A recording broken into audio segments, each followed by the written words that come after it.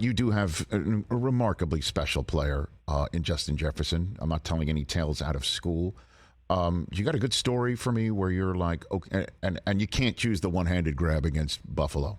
I will take that one out of the mix because that was like an alien that had life form on a football field. But you got one for me, Coach, where you look at him and you're like, my God, he's a difference maker. Honestly, here. Rich, there's probably a few more that tend to lean towards the alien category in my mind than just that Buffalo catch. Right. But I think back, there was a play the first time we played the Giants where it was one of our one-score games. We were coming from behind to try to win the game. We're down kind of in the high red zone area. And everything about the play that I called, the ball really should have gone elsewhere, as he did for much of the 2022 season. He was facing a double team, kind of, not to get too technical, but the corner was pressed, had him pressed hard inside leverage, where that corner's only job is to not let him in the middle of the field.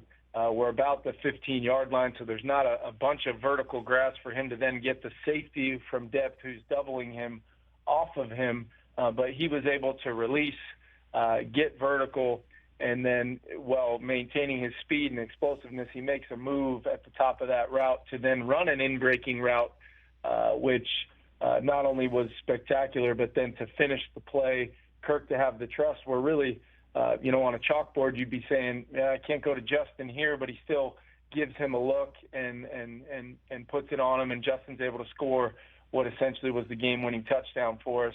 It just was a real good lesson for, not only myself, but our whole entire offense that, even when, the chalk on the chalkboard should say that this is not possible, trusting and just doing things with an elite skill set like Justin has, no doubt, but he did it with such unbelievable technique, fundamentals, awareness, understanding exactly what he was selling the route off of to try to get open when he shouldn't be able to get in there. I remember saying to myself, and I think I told him when he walked off the field, that might have been the best route I've ever seen. He's unbelievable, man, and you're obviously, so lucky to have him, as you know. So I guess in the minute I have left with you, what's your message to Vikings fans? A little nervous that Cook just gets released, I'd imagine. There are changes you mentioned on defense, which is so crucial. You won 13 games last year with Rodgers in the division. Now he's gone. What message do you have to the Vikings fans as you embark on the season, Coach O'Connell? Yeah, I would just say first and foremost, we were proud of a lot of the things that we did a season ago, but it was just the starting point. And, we're still building, this year's version of our team, this year's version of what we're going to become. But we're doing it with the principles that allowed us to have success a year ago in a lot of phases of our team, while also understanding that it didn't feel good, week one of the playoffs to be going home after hosting a playoff game. And we have not allowed that feeling to be lost, and we know there's a long way to go, and we've got to earn the right to be back in that conversation to possibly have that opportunity again.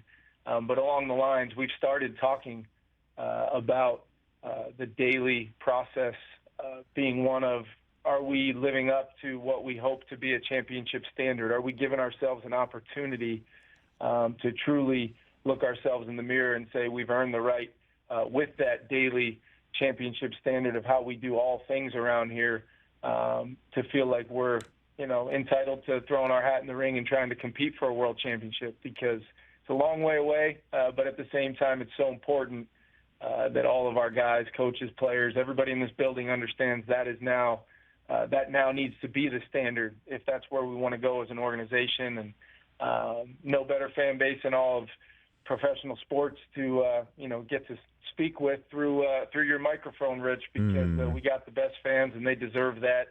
And I know September 10th against the Bucs, they'll be right back doing their thing at US Bank Stadium. Catch the Rich Eisen Show every single day on the Roku channel, 12 to 3 Eastern, for free.